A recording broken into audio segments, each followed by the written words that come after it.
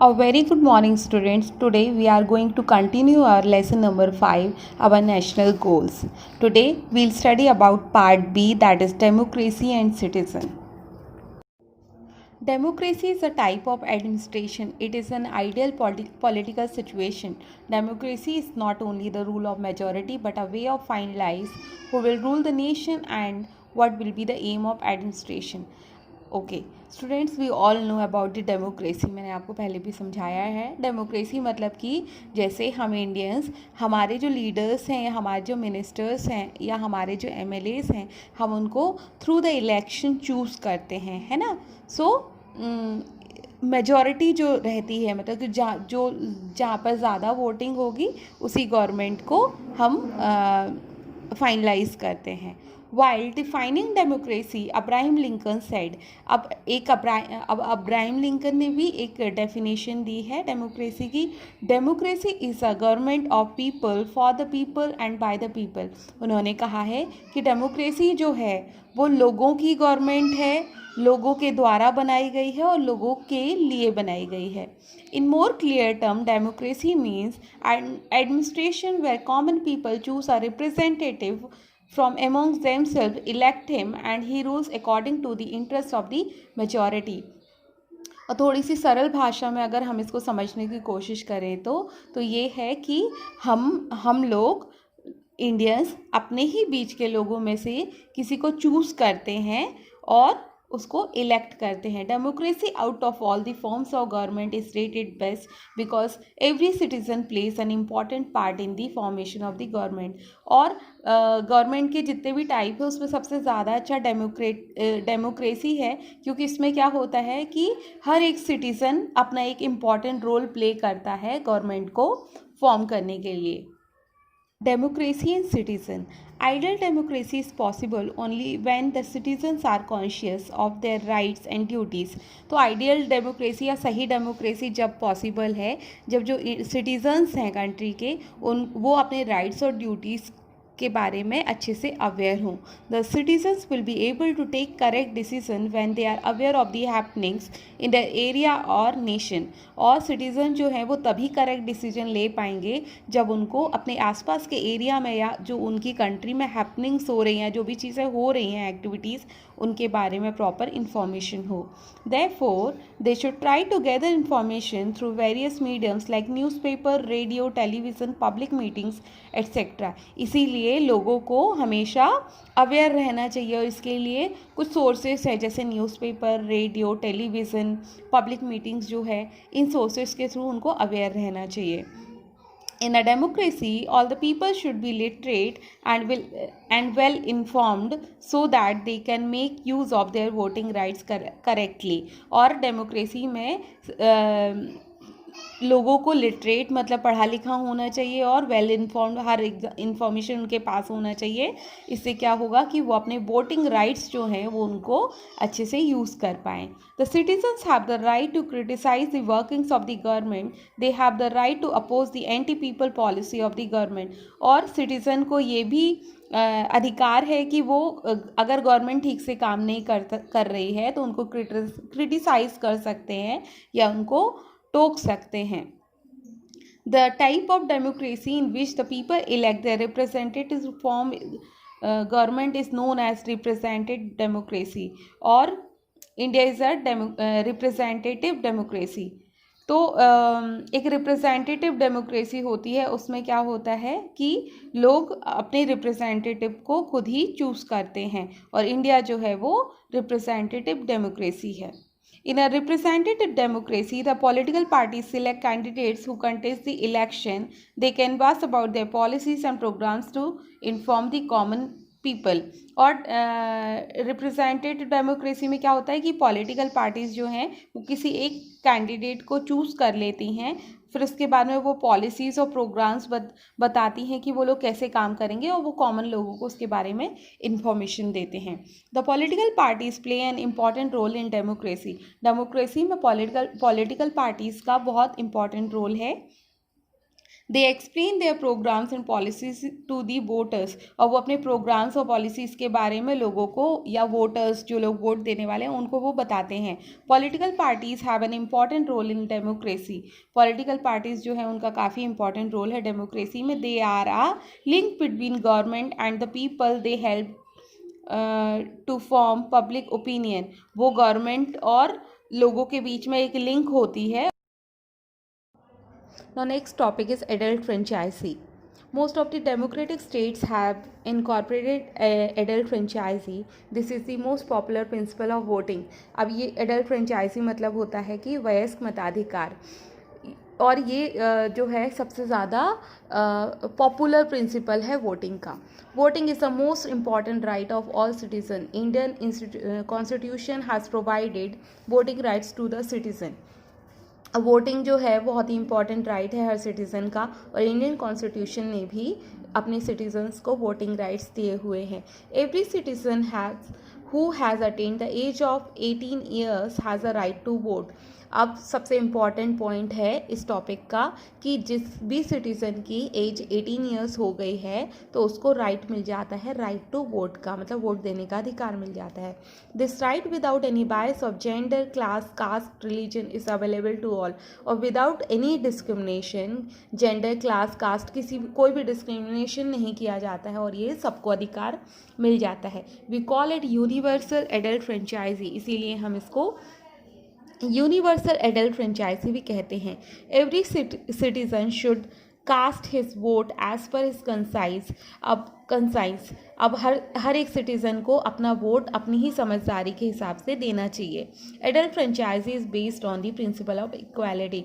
और adult franchise का जो प्रिंसिपल है वो इक्वालिटी के बेसिस पर है, मतलब कि सबको बराबरी का अधिकार है, सब वोट दे सकते हैं जिनकी भी एज 18 ईयर्स हो गई है. Voting and its importance. अब वोटिंग क्या है और इसकी इम्पॉर्टेंस क्या है. Voting has important role in democracy. The voter by means of ballot decides who will be his representative. We have had by now 16 general election in India. अब voting जो है वो डेमोक्रेसी में बहुत ज़्यादा इम्पॉर्टेंट है और वोटर के वोट से डिसाइड होता है कि कौन उनका रिप्रेजेंटेटिव होगा. अभी तक इंडिया में 16 जनरल इलेक्शंस हो चुके हैं. Every adult citizen who has completed 18 years of age can cast his vote according to his choice. और जो भी सिटीज़न है जिसकी एज 18 ईयर्स हो गई है वो अपने वोट को अपनी चॉइस के हिसाब से दे सकता है. Some of the citizen do not use their right of voting. अब कुछ लोग ऐसे भी हैं जो अपने वोटिंग राइट्स का कभी यूज़ ही नहीं करते हैं. Illiteracy and lack of awareness are the main reason behind it. और इसके रीज़न्स कुछ हो सकते हैं कि वो लोग इलिटरेट हैं, कम पढ़े लिखे हैं, या उनको अवेयरनेस नहीं है. सम सिटीजन्स हैव इंडिफरेंट एटीट्यूड. और कुछ लोगों का कुछ अलग ही एटीट्यूड होता है. They think will it benefit me. उन्हें ऐसा लगता है कि मेरे वोट देने से या ना देने से कोई फ़र्क पड़ेगा क्या.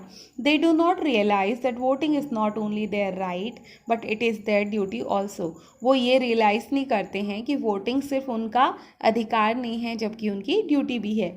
इन the election the voter has to choose any one amongst the various candidates. Election में वोटर को बहुत सारे कैंडिडेट्स में से किसी एक को चूज़ करना होता है. The voter should be aware of the qualities and social activities of the candidate while making the selection. और उस वोटर को जिसको भी वो चूज़ करने वाला है या जो भी कैंडिडेट्स हैं उन सब की क्वालिटीज़ के बारे में और उनकी जो भी सोशल एक्टिविटीज़ हैं उसके बारे में नॉलेज होता है.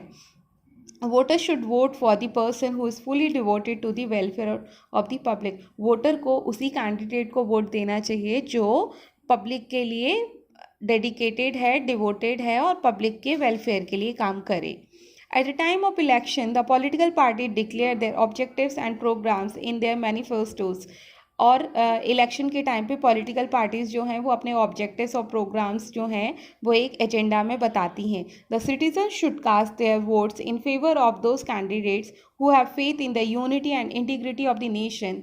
और लोगों को, उन्हीं लोगों को वोट देना चाहिए जो कंट्री की यूनिटी और इंटीग्रिटी को मेंटेन कर रहे हैं, ना कि उन लोगों को जो किसी कास्ट रिलीजन के आधार पे वोट मांग रहे हैं। इससे क्या होता है, अगर जो लोग भी कास्ट और रिलीजन के बेसिस पे वोट मांग रहे होते हैं और अगर वो डेमोक्रेसी में आ जाते हैं तो हमारी डेमोक्रेसी और भी ज़्यादा वीक हो जाती है। Now the next topic is fundamental rights, and this is very important topic. In our constitution we are awarded with the 6 fundamental rights.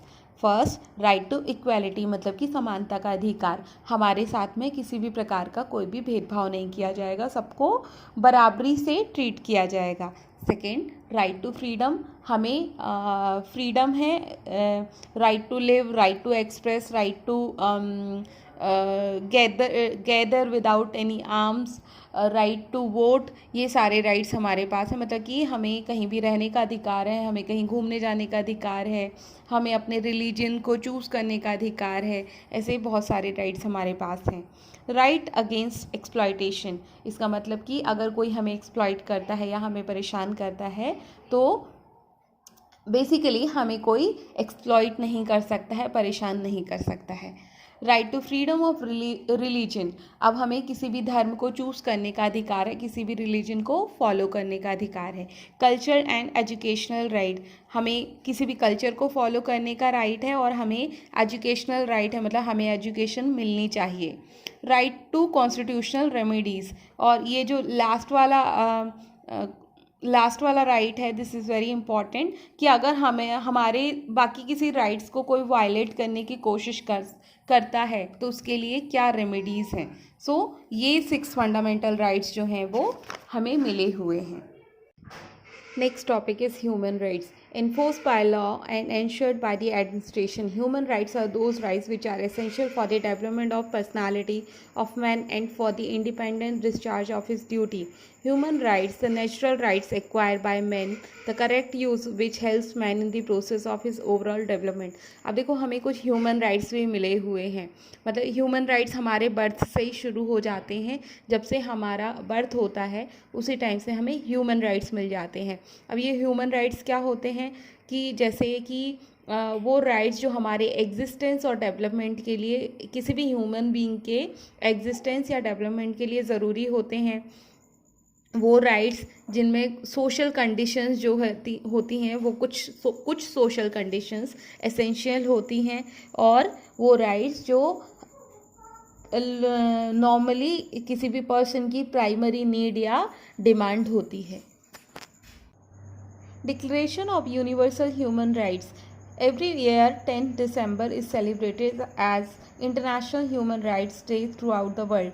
हम 10 दिसंबर को international human rights day celebrate करते हैं। द डिक्लेरेशन स्टेट्स, और ये declaration कहता है, every person is free by birth and has equal rights and dignity. To acquire these rights and freedom, no distinction is made on the basis of race, caste, sex, religion, politics, nation and social status, property and other level।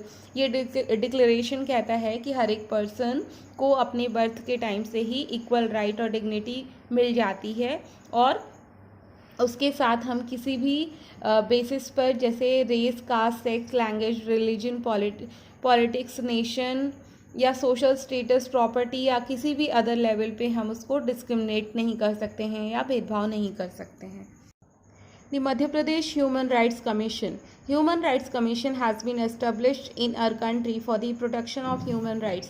अब हमारे country में भी human rights को protect करने के लिए human right commission को establish किया है। The Madhya Pradesh human rights commission was established on सितंबर 1995, और Madhya Pradesh human rights commission जो है उसको 1995 में एस्टेब्लिश किया हुआ है।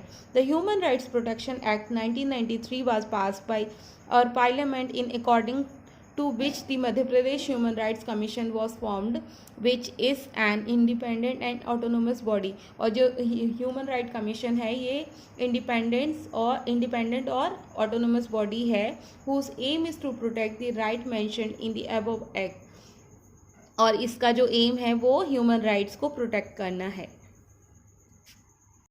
Success of democracy, We have to protect and develop our democracy. Success of democracy depends on following factors.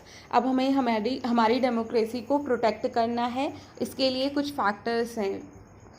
अब हम इन फैक्टर्स को देखेंगे. जैसे फर्स्ट इज लिटरेट सिटीजन्स, मतलब कि पढ़े लिखे लोग होना चाहिए. People participate in the political process in democracy. The participation can be effective only when the citizens are in the position to understand the political issues. अब जो लोग हैं वो पॉलिटिक्स में पार्टिसिपेट कर रहे हैं, लेकिन उनका पार्टिसिपेशन तभी इम्पॉर्टेंट है जब वो लोग अंडरस्टैंड करें चीज़ों को, जो वो लोग इतने लिटरेट हों, पढ़े लिखे हों, वो चीज़ों को समझें. Therefore citizen must be educated. इसीलिए लोगों को एजुकेटेड होना चाहिए या पढ़ा लिखा होना चाहिए. It is important that citizens should know the local, regional, national and international problem and express their views on these issues. तो जो भी सिटीजन्स हैं उनको अपने लोकल इश्यूज़, अपने रीजनल मतलब अपने एरिया के इश्यूज़, अपने नेशनल मतलब कि अपनी कंट्री के इश्यूज़, इवन इंटरनेशनल प्रॉब्लम्स जो है उनके बारे में भी नॉलेज होना चाहिए. और इतना होना चाहिए कि वो अपने आप को एक्सप्रेस कर सके और उनके बारे में अपने व्यूज़ रख सकें. The illiterate citizen can not exercise voting right to correct way nor they can consider political and economic issues clearly. An educated citizen is the first condition of democracy. तो बेसिकली डेमोक्रेसी के लिए educated citizen होना चाहिए, ये सबसे ज़्यादा important point है. Liberty of press, इसका मतलब ये है कि प्रेस को लिबर्टी होना चाहिए या मीडिया को लिबर्टी होना चाहिए, मीडिया को आज़ादी होना चाहिए. अभी आजकल हम देख रहे हैं कि मीडिया जो है वो बहुत ही इम्पॉर्टेंट रोल प्ले कर रही है सोसाइटी में. और जो मीडिया या प्रेस जो होता है वो बेसिकली एक मीडिएटर का रोल प्ले करते हैं गवर्नमेंट और सिटीजन्स के बीच में. सिटीज़न के जो इश्यूज़ होते हैं वो गवर्नमेंट के सामने लाते हैं और गवर्नमेंट के जो भी पॉइंट्स होते हैं वो हमारे सिटीजन्स के सामने लाते हैं. सो प्रेस जो है उसको हमेशा लिबर्टी होना चाहिए कि वो अपने व्यूज़ जो हैं वो खुल के प्रेजेंट कर पाएँ. उनके ऊपर किसी भी चीज़ का प्रेशर या दबाव नहीं होना चाहिए और ना ही उनको गवर्नमेंट द्वारा दबाने की कोशिश की जानी चाहिए. Now the last topic is social and economic equality. Social and economic equality is must for the success of this democracy. अब किसी भी कंट्री के डेमोक्रेसी को सक्सेस करने के लिए सोशल और इकोनॉमिक इक्वालिटी बहुत ज़्यादा ज़रूरी है. The democracy can not function smoothly and in public interest unless the stigma of high, low, rich, poor and untouchability continue to persist in the society. अब गवर्नमेंट कुछ नहीं कर सकती है अगर लोगों के बीच में खुद ही इश्यूज़ हैं. लोग अपने स्टेटस पे बहुत ज़्यादा डिफ्रेंशिएट करते हैं कि किसी का हाई स्टेटस है, किसी का लो है, कोई रिच है, कोई पुअर है. आप किसी के साथ अनटचेबिलिटी का बिहेवियर कर रहे हैं, आप छुआछूत कर रहे हैं, आप उसको छू नहीं रहे हो. तो अगर ये सारी चीज़ें हैं तो डेमोक्रेसी ठीक से नहीं चल पाएगी. The same economic charge will always create mutual rivalries and among different sections in the society and will aggravate resentment. इससे क्या होगा कि लोगों के बीच में म्यूचुअल राइवलरीज चलती रहेंगी, मतलब कि झगड़े चलते रहेंगे हमेशा और उन लोगों में कभी अंडरस्टैंडिंग नहीं बैठ पाएगी. The division between rich and poor critically damage democracy. और ये जो डिफरेंस लोग करते हैं कि हम रिच हैं वो पुअर है, ये जो रिच और पुअर वाला जो डिफरेंस है ना, ये डेमोक्रेसी को डैमेज कर देता है. सो सोशल और इकोनॉमिक इक्वलिटी डेमोक्रेसी में रहना चाहिए, तभी डेमोक्रेसी अच्छे से चल सकती है. Okay students, this is the end of the part B also. So we are done with our lesson with lesson 5 or national goals. If any doubt is there, you can ask me anytime. Thank you so much.